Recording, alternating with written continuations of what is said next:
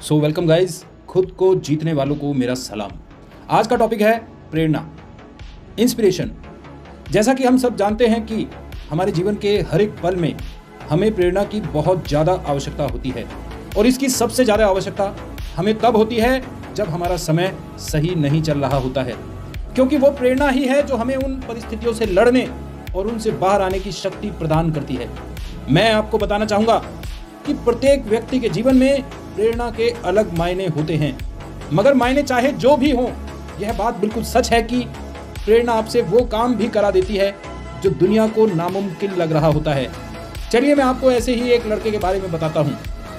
एक लड़का रोज फुटबॉल के मैदान में फुटबॉल के अभ्यास के लिए आया करता था, मगर उसे कभी भी टीम में खेलने का मौका नहीं मिला।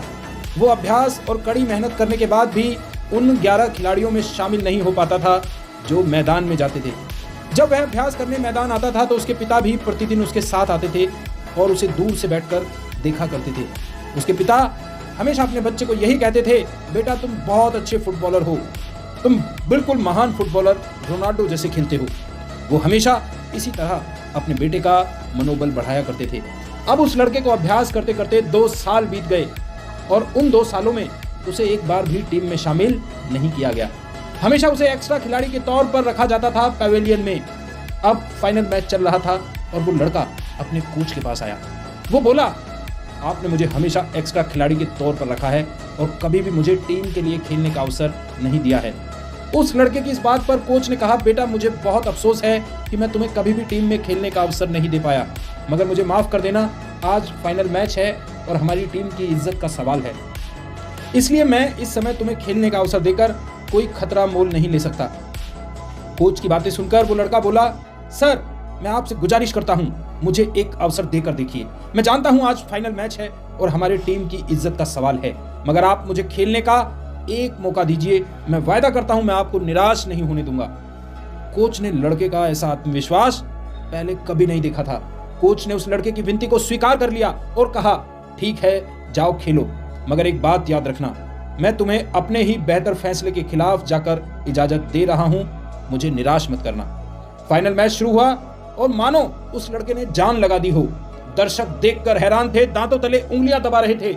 जहां बड़े बड़े खिलाड़ी बॉल छीन नहीं पा रहे थे, वहीं वो लड़का गोल पे गोल मारे जा रहा था। दूसरी टीम के खिलाड़ी गोल करना तो दूर, उस लड़के से बॉल ही नहीं छीन पा रहे थे।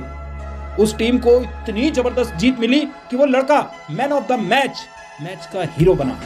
मैच खत्म होने के बाद कोच उस लड़के के पास गया और उस लड़के से बोला, मुझे तुम पर गर्व है, मुझे तुम्हारा प्रदर्शन देखकर आश्चर्य हो रहा है, क्योंकि आज तक मैंने तुम्हें इतना अच्छा खेलते हुए कभी नहीं देखा और तुम आज इतना अच्छा खेले।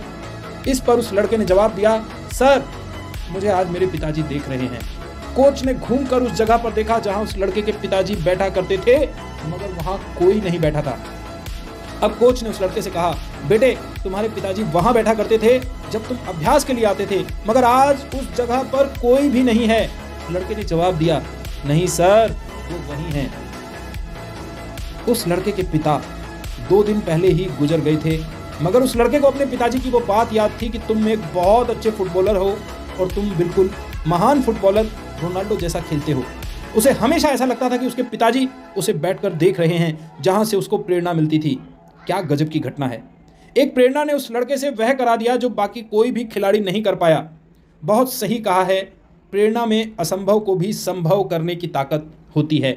ऐसा ही वाकया जुड़ा है सचिन तेंदुलकर के साथ, जब अपने पिता के देहांत होने के बावजूद भी स्टेडियम में उन्होंने एक बहुत ही शानदार शतक लगाया। तो महान व्यक्तित्व ऐसे ही महान नहीं होते, उनके हर कार्य में, उनके व्यवहार में महानता छिपी होती है।